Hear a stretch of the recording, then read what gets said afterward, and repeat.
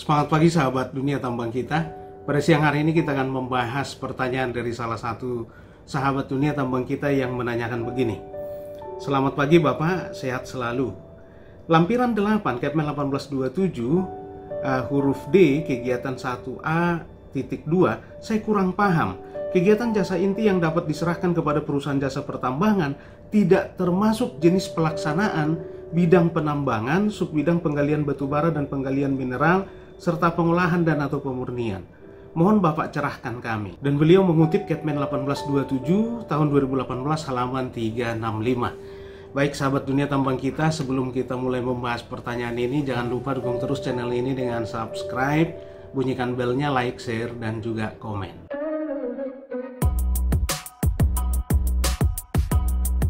Inti dari pertanyaan tadi adalah, boleh melaksanakan kegiatan penambangan tapi tidak termasuk penggalian batubara dan penggalian mineral. Apa maksudnya? Nah, baik, untuk menjawab pertanyaan ini, kita jawab secara global saja sahabat dunia tambang kita. Pertanyaannya sekarang, kegiatan jasa apa yang dapat diberikan kepada kontraktor? Maka mari kita lihat Capman 1827 tahun 2018 halaman 365 sampai 366. Di sana disebutkan bahwa yang dapat diberikan kepada perusahaan jasa pertambangan yang pertama adalah meliputi kegiatan jasa inti dan non-inti. Nah, kegiatan jasa inti adalah kegiatan jasa yang berhubungan langsung dengan tahapan utama kegiatan pertambangan. Apa itu tahapan utama kegiatan pertambangan? Itu dibagi menjadi 12 bidang. Terlalu teoritis Pak, kita susah memahami. Oke, untuk mengetahui bidang apa saja yang termasuk bidang jasa inti adalah, mari kita lihat Capman 1796 tahun 2018. Seperti yang bisa sahabat dunia tambang kita lihat di screen di belakang saya. Inilah kegiatan-kegiatan yang termasuk kegiatan inti. Dan untuk melakukan kegiatan ini harus memiliki UJP. Semua kegiatan yang tidak ada di dalam tabel ini masuk kategori kegiatan jasa non-inti. Dan untuk bisa melakukan kegiatan jasa non-inti butuh perizinan dari instansi terkait. Bisa SIUP misalnya, atau kalau bergerak di bidang jasa pengamanan izin dari Mabes Polri, kalau bergerak di bidang jasa suplai tenaga kerja izin operasional dari Disnaker Provinsi. Seperti itu sahabat dunia tambang kita. Sekali lagi, yang ada di tabel ini masuk kategori kegiatan jasa inti butuh UJP. Yang tidak ada di dalam tabel ini masuk kategori kegiatan jasa non-inti, maka butuh SIUP atau izin dari Mabes Polri, izin dari Disnaker, yang pasti perizinan dari instansi terkait. Nah, itulah kegiatan jasa inti dan non-inti. Kemudian disebutkan di sini, yang kedua, kegiatan jasa inti yang dapat diserahkan kepada perusahaan jasa pertambangan tidak termasuk jenis pelaksanaan bidang penambangan, subbidang penggalian batubara dan penggalian mineral. Maka sahabat dunia tambang kita, kalau kita lihat di Capman SDM nomor 1796 tahun 2018 di halaman 70 sampai 72, yaitu di lampiran 7, bisa kita lihat di sini tabel seperti yang terlihat di screen. Nanti untuk lebih jelasnya bisa Anda buka Capman 1796. Di sini inilah tabel yang kita sebutkan tadi. Inilah tabel kegiatan jasa inti.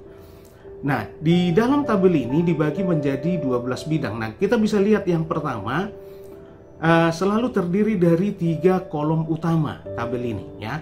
Yang kolom yang pertama itu jenis, kemudian kolom yang kedua itu bidang, dan kolom yang ketiga itu subbidang. Ya. Nah, di sini kita bisa lihat yang kolom yang pertama jenisnya selalu ada 3 sahabat dunia tambang kita. Yaitu yang pertama konsultasi, perencana, yang kedua, dan yang ketiga adalah pelaksana. Maka mari kita lihat UJP yang sudah Anda miliki atau UJP yang sedang Anda rencanakan untuk Anda mohon misalnya. Nah, yang disebut di sini konsultasi adalah berarti Anda boleh memberikan jasa konsultan. Kalau Anda merupakan kontraktor, Anda boleh memberikan jasa konsultan.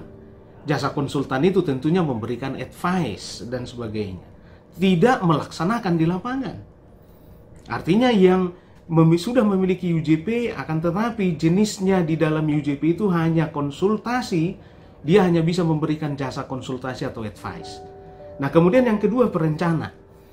Kalau jenis perencana ini, dia bisa membantu pemegang UP untuk merencanakan membuat rencana penambangan, mine planning. Memang 11-12 beda tipis dengan jasa konsultasi tadi, tapi tidak masalah. Dua-duanya, baik itu konsultasi dan perencana, tidak boleh sebagai pelaksana di lapangan. Nah, yang ketiga pelaksana, kalau Anda memiliki UJP dengan jenis pelaksana, berarti Anda boleh melaksanakan di lapangan sebagai operator di lapangan.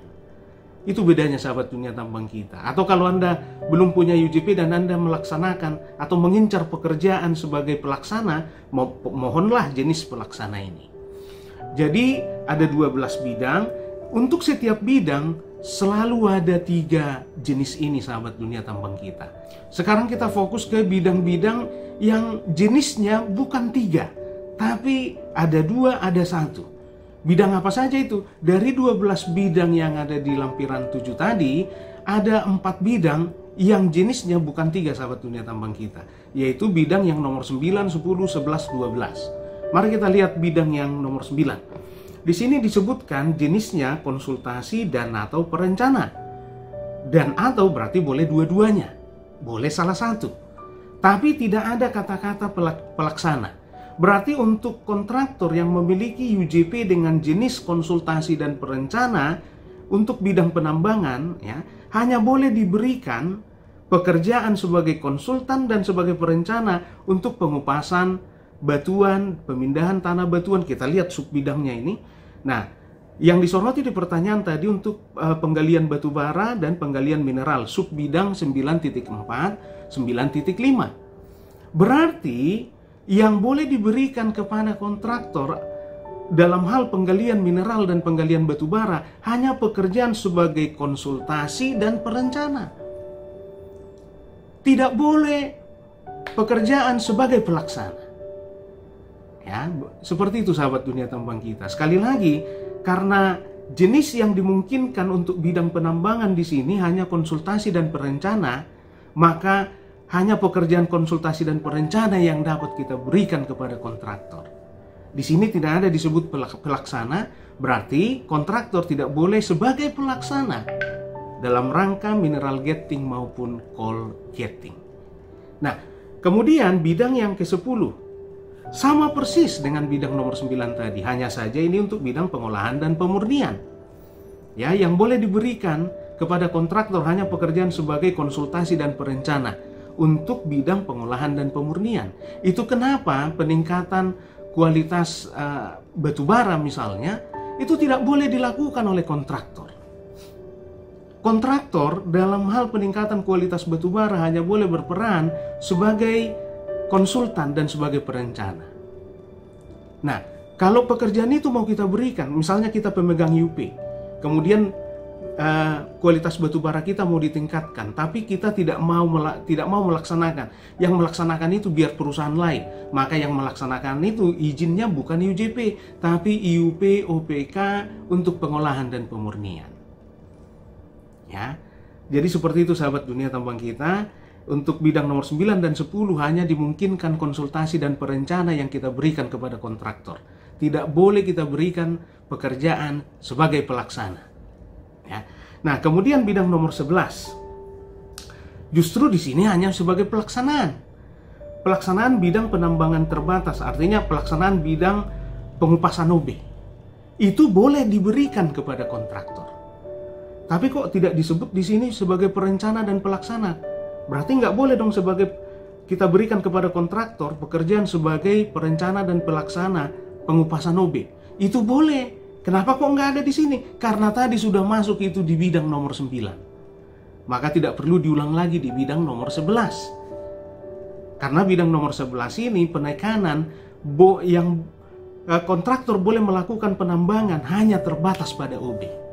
Begitu sahabat dunia tambang kita. Kemudian kalau kita kembali lagi tadi ke Kepmen 1827 di halaman 366, disebutkan di sana pelaksanaan penambangan subbidang penggalian endapan mineral aluvial dapat diserahkan kepada perusahaan jasa pertambangan melalui program kemitraan, atau di lampiran 7 Kepmen 1796 itu dikenal sebagai bidang yang ke-12. Nah, untuk memahami tentang kemitraan ini, dapat dilihat di video yang berikut ini. Di dalam video tadi kita sudah bahas detail mengenai program kemitraan. Saran saya, sahabat dunia tambang kita juga bisa menonton video tentang kemitraan supaya pemahaman terkait bidang apa saja yang bisa kita serahkan kepada kontraktor itu menjadi lengkap ya. Baik sahabat dunia tambang kita, saya pikir sudah terjawab pertanyaannya, dan lagi-lagi kita mau ingatkan supaya kita selalu mendukung program pemerintah dalam rangka mengendalikan penyebaran virus corona dengan berdiam diri di rumah. Dan mari serahkan segala sesuatu kepada Tuhan Yang Maha Kuasa, badai pasti berlalu.